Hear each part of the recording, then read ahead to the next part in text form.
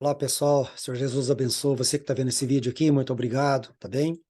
Turma, canal Professor Miguel Química, pede aí, inscreve aí um monte de gente para nós aí, papai, mamãe, vovô. Se você quiser colaborar com o canal aí, ó, escreve uns 8, 10, arruma o pessoal da família mesmo aí, por favor, tá bom? Vamos lá? Turma, a gente vai gravar aqui para vocês, está gravando, né? Teoria dos elementos versus teoria atômica. Só que para a gente falar de teoria atômica, temos que falar primeiro da teoria dos elementos, tá? A imagem minha está meio desfocada aqui, mas acho que ela volta agora mesmo aí, tá bom? Vamos ver o que vai acontecer. Bom, turma, então, Tales de Mileto tem origem aí, né? Então, a teoria dos elementos, ela propõe uma estrutura contínua, né, pessoal, da matéria, e indivisível até o infinito, tá certo? Então, essa é a teoria dos elementos. Então, os primeiros filósofos aí, eles buscavam o arqué, né? O que é arqué? Arqué seria o princípio absoluto, né? É o primeiro e último de tudo que existe, tá certo? Então, isso é arqué, tá bom? Você pode conversar melhor com o seu professor de filosofia, tá, gente? Lógico, né? Aqui apenas eu estou fazendo um breve histórico aqui para a gente encaixar a teoria atômica, tá bem? Então, para Tales aí, a água para ele era o formador, pessoal, era o princípio de tudo. Tudo vinha da água para ele, tá certo? Agora uma informação interessante, né? Para Aristóteles, né? Discípulo de Platão, tá certo? Tales é o fundador da filosofia, né, pessoal? Então, para Aristóteles, né, que é o pai da lógica, né? Bom, pessoal, aqui nós temos o Anaximandro, né? O Anaximandro, nosso mundo é um dos mundos, né, que surgem de alguma coisa e se dissolvem no infinito, né, pessoal? Então, Anaximandro, discípulo e sucessor de Tales, né, pessoal? É um filósofo que ele é pré-socrático, claro, né? Que ele acreditava que o princípio de todas as coisas era o chamado de apeiron. Ele deu o nome de apeiron. Então, o que seria o apeiron? O apeiron seria o indeterminado, né? O infinito, tá certo? A matéria eterna e indestrutível, tá certo? Então, do ilimitado surge, né? Inúmeros mundos, segundo Anaximandro, tá certo? Aí vem Anaxímenes dizendo que o princípio de tudo era o ar, né, pessoal? Então tudo provinha do ar, que o ar era o elemento formador de tudo que existia, tá certo? Depois nós temos aí o Heráclito, né, que é o pai da dialética, e diz que nunca banhamos duas vezes no mesmo rio, né? Que as coisas mudam, é o constante devir, né, pessoal? Então, o fogo para Heráclito, né, é o elemento formador de tudo, é o princípio de tudo, né? Então, a lei fundamental do universo é o devir, né?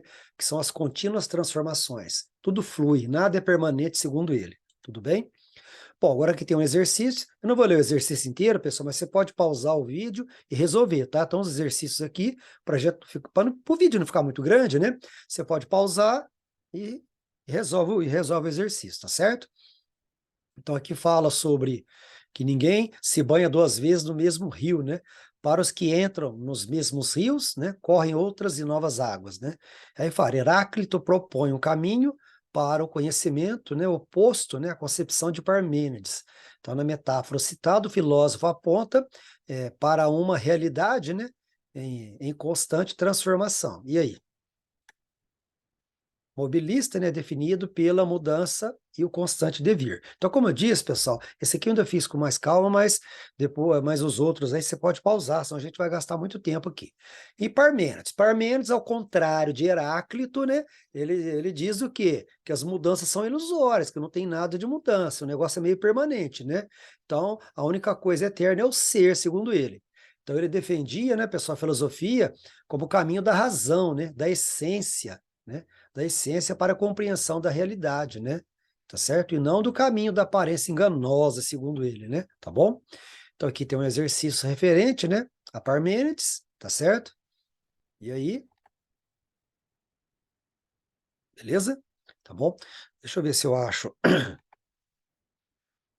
ver se eu acho aqui o laser, né? Para ficar mais fácil de mostrar para você.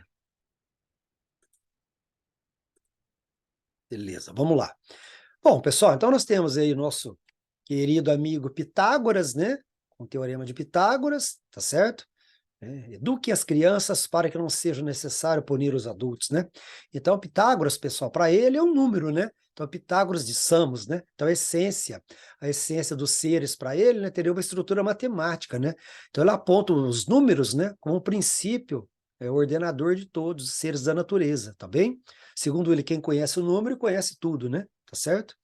E, então, o nosso querido, né, o número é o princípio ordenador de todos, né? Tá certo? Todas as coisas. Então, quem compreende todas as relações numéricas, né? Chega à essência de todas as coisas, né? Alguns atribuem esse teorema de Pitágoras aqui a Tales, viu, pessoal? Não sei se vocês já ouviram falar, né?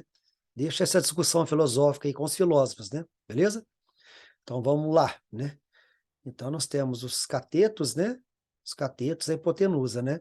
Então, a soma do quadrado dos catetos, né, pessoal? Onde está aqui, né?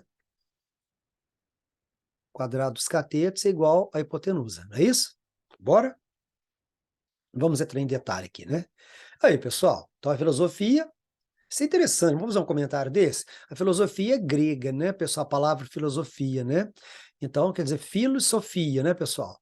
Então, filo deriva de filia, né, que significa amizade, amor, fraterno, respeito entre os iguais, né?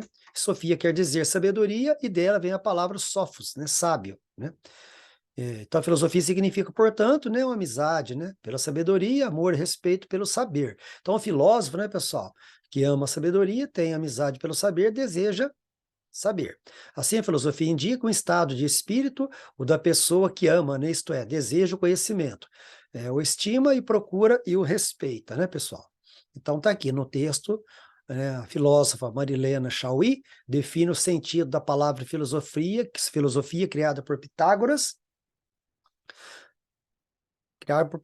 né? A filosofia nasce com o objetivo de, com certeza, né, pessoal? Pessoal, questionar o conhecimento, né? Tá certo? E buscar explicações lógicas e racionais aí para o universo, né? Vamos acelerar um pouquinho para o vídeo não ficar muito grande, pessoal? Então, Empédocles, o que Empédocles propõe? Empédocles propõe os 4 elementos, né? Tá certo? Terra, ar, fogo e água, tá certo? Sendo o princípio formador, né? Então, a escola agora é dos pluralistas, né, pessoal? Já não é um elemento mais, como a água para Tales, né? O apeiron para Anaximandro, tá certo? O ar para Anaxímenes, o fogo para Heráclito, né? Agora é os pluralistas, né? Mais de um elemento. Aqui tem 4, por exemplo: terra, ar, fogo e água, né? Tá certo? Então, vamos seguindo aqui, né? Então, nós temos aí o Empédocles de Agrigento, né? Na Sicília, né? Então, ele dizia que quando domina o amor, né, os 4 elementos estão unidos aí, né, pessoal? E o mundo adquire uma simetria esférica, né? Igual ao universo de Parmênides, né? Então, quando domina o ódio, né, há uma dissociação, né, pessoal? Então, você domina o ódio, há uma dissociação, e o outro pluralismo, né, vai ser professado por Anaxágoras, né, pessoal? Então, Anaxágoras de Clasômena, né? Então, ele propõe que a matéria seria constituída pela combinação dos elementos infinitamente indivisíveis. Então, ele chamou disso de homeomerias, tá joia? Se me enganas uma vez, é tua culpa. Se me enganas 2, né, é minha culpa. Gente, interessante, né? Então ele acreditava, né, que o ar continha as sementes, né, de todas as coisas, né, pessoal? Né, que eram trazidas, né, ó. Então no ar continha as sementes de todas as coisas, que eram trazidas à terra pela chuva e dava como exemplo as plantas, né? Então Anaxágoras dividiu o conhecimento em 3 etapas, né? A experiência, ou sensação, a memória e a técnica, né? Então, já tem um pequeno conhecimento científico aqui, lá dos filósofos, na verdade. Então, vamos lá. Sócrates, só sei que nada sei, né? E o fato de saber disso já me coloca em vantagem na frente daqueles que acham que sabem alguma coisa, não é verdade? Então, é interessante essa frase, né? Então, Sócrates, tá certo? Ele tem um método socrático, né, de dialogar com as pessoas, constituindo 2 passos, é chamado de maêutica, né? A maêutica seria uma ferramenta, né, pessoal, de retórica, né, usada para questionar sobre a essência de algo, tá joia? E a ironia, né, que ele respondia com ironia e mostrava seu interlocutor, né, que ele estava errado, tá certo? Então, seguindo aqui. Sábio é aquele que conhece os limites da própria ignorância, né? Tá certo? Então tá aí um exercício aqui, mais um exercício, né, pessoal? Pausa o vídeo aí, resolva, né? Dá uma lidinha nele com calma, né? E aí, certo? A dialética socrática, né, pessoal? Ela conduzia o interlocutor a admitir que não sabe, a ignorância, né? Então, sustentamento do método dialético, né? Seguindo aí, né, pessoal? O discípulo de Sócrates agora, né? Aristócles, né? Que era o apelido, né? Apelidado de Platão, na verdade, né, pessoal? Afirmava, né, que muitos dos nossos conhecimentos, né, já são conhecidos, né, pessoal, pela alma, né, na ocasião do nascimento, né? E ele é bem espiritualista aqui, né? Propõe, né, que as coisas do mundo são como sombras, né, reflexos de um mundo perfeito, né? Certo? Interessante, né? Então, segundo Platão aí, que é da escola pitagórica, né, gente? Ele concebe a matéria como formas geométricas, né? Sendo da escola de Pitágoras, né? Tá joia? Seguindo, algumas frases interessantes de Platão, né? Vencer-se a si próprio é a maior das vitórias, né? A maior das virtudes. Quem comete uma injustiça é sempre mais infeliz do que o injustiçado, né? Uma vida não questionada não merece ser vivida. O castigo dos bons que não fazem política é ser governado pelos maus. Nem vou falar nomes aqui, vamos embora. Aí um exercício, né? Falando aqui da alegoria da caverna, né? Pessoal, mito da caverna, que é uma metáfora, né, escrita por Platão em seu livro A República, né? O filósofo utiliza seu mestre Sócrates, né, como personagem responsável por narrar a vida de um prisioneiro criado no fundo da caverna, né? E aí, certo? E aqui ele fala, né?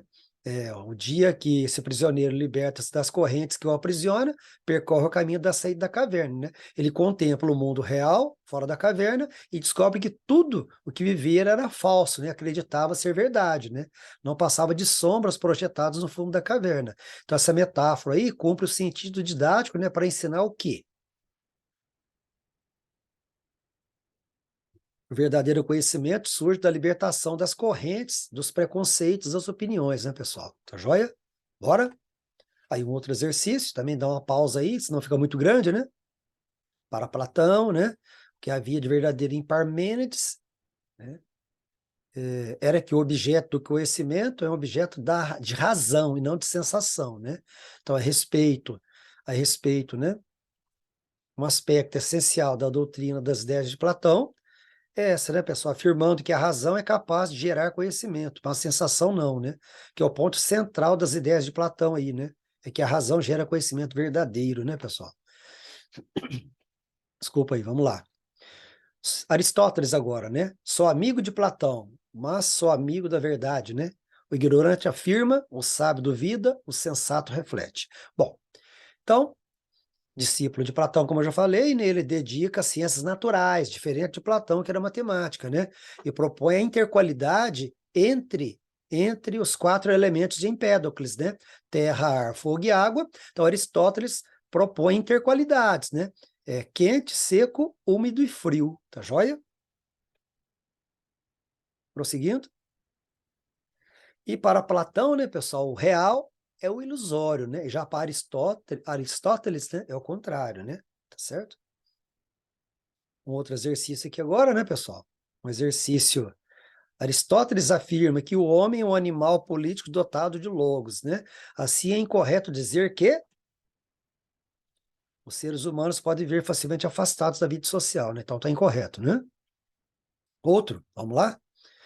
No fragmento, Aristóteles promove uma reflexão que associa dois elementos essenciais da discussão sobre a vida em comunidade, a saber. E aí? Ética política, pois conduzem a eu, eudaimonia, né? Eudaimonia é vida bem vivida, né, pessoal? Seguindo o atomismo, né, pessoal? Agora começa, ainda filosófico ainda, mas agora começa uma teoria atômica aqui, ainda filosófica, mas, né? Tá certo? Tem a teoria dos elementos até agora aqui, agora tem a teoria atômica filosófica ainda, que é o atomismo, né? Onde Leucipo e Demócrito, né, professor e aluno, tá certo? Eles propõem que a matéria não é uniformemente, né? Que a matéria não é uniformemente cheia, nem homogênea e nem contínua, né, pessoal? Podendo ser dividida em no seu cheio como átomos, né? E no seu vazio como vácuo. Olha o GIF. Deixa eu rodar de novo. Bom, átomo, quer dizer não divisão, né? Seria indivisível, né?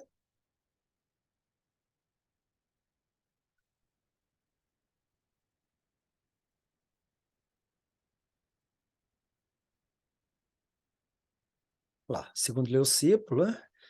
Demócrito, tudo é formado de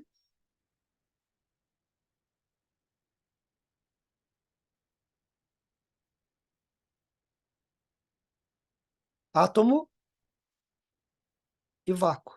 E o átomo seria indivisível, né, pessoal? Tá joia? Então, Leucipo de Mileto e Demócrito de Abdera, né? Tranquilo? Vamos prosseguir? Ótimo. Então, vamos lá, seguindo aqui, né, pessoal, né? Mas para alguns filósofos aí da época, né, a ideia de átomo fazia sentido, viu, pessoal, né? Então, nós temos aqui Epicuro, por exemplo, né? A justiça é a vingança do homem em sociedade, como a vingança é a justiça do homem em estado selvagem, né? Então, Epicuro, né, pessoal, da escola, né? Ele fundou a escola em Atenas, né? 306 a.C., quase 100 anos depois da morte de Demócrito, né? Então, Epicuro, ele propõe uma teoria atômica, mas ele não tem o objetivo, né, de fazer um sistema explicativo do universo, tá certo? Epicuro, na verdade, ele quer libertar o homem, né, pessoal? Libertar o homem das suas angústias, né? Porque o homem tem medo da morte, do castigo dos deuses, né? Então, essa é a proposta de Epicuro, né? Então, segundo, né, a teoria atômica proposta aí, a alma, né, também é composta por átomos, né, que ela vai dissociar junto com o corpo quando ela morre, né? Então, isto é, nada resta de um indivíduo, uma vez que ele é apenas matéria. Então, olha que interessante, né? Essas discussões aí, né, pessoal? Então, o materialismo, né, pessoal, está na base do atomismo, né? E se opõe à teoria dos elementos, né? Então, Platão e Aristóteles vão pegar muito pesado nesse sentido aí, contra esse pessoal que está defendendo aí o atomismo, né? A ideia de átomo, né, pessoal? Bora? Aí, por volta de 60 a.C., né, pessoal, o poeta romano Lucrécio, né, tá certo? Ficou muito interessado por essa filosofia epicurista aí, né, pessoal, de libertar o homem do castigo dos deuses, né, como tem medo de morrer, né, tá certo? Então ele escreveu um poema aí sobre a natureza das coisas, né? Aí ele descreveu o universo aí, o universo composto de partículas indivisíveis de Demócrito, né? Então, pus uma foto aqui, não tá muito ruim de ver, mas só para efeito didático, né? E, e os vários exemplares, né, pessoal? Os vários exemplares muito populares sobreviveram aos tempos antigos e medievais, né? Então, com a invenção da imprensa, em 1450, um dos primeiros livros aí que foi impresso em larga escala foi de Lucrécio, tá joia? Né? Olha lá, para quem vive segundo os verdadeiros princípios, a grande riqueza seria viver com pouco, né? Com pouco, serenamente, o que é pouco nunca é escasso, né? Bora? E alquimia, né, pessoal? Que vai do século mais ou menos 5 ao século 15, né? Então, a alquimia ela volta para um lado experimental, né? Sem método científico, sem nada, mas por um lado experimental. Olha aqui a retorta aqui, pessoal, que é um símbolo, né? Que às vezes ela é atribuída, né? Como símbolo da química e o símbolo dos alquimistas, né? Então chama retorta, né? Isso era muito usado para fazer destilações na época, né? Então aquecia o vapor, né? Então, o vapor vem, encontra uma superfície relativamente um pouco mais fria e vai condensando aqui em outro recipiente, né? Bora? Aí, pessoal, então nós temos aqui, né?